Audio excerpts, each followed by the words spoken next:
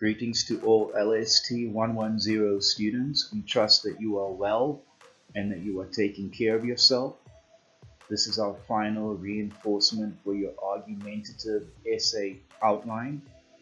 Please note that in this point-by-point structure, the purpose of your introduction and conclusion remain the same.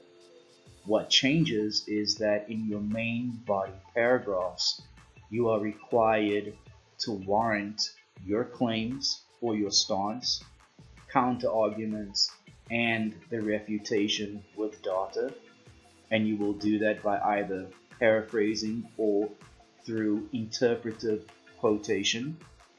The structure is similar to our block form argumentative scheme. The only difference is that in the block structure, each of your main body paragraphs are only focused on either the domain of your stance, and then the counter arguments, and then the refutation. Students, please note that when it comes to your conclusion, your task is not to make broad philosophical or theoretical statements.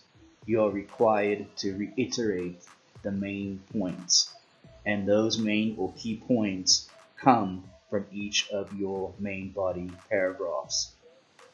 Remember to drop us an email or ask us a question in the question and answer form you click up. Take care of yourselves.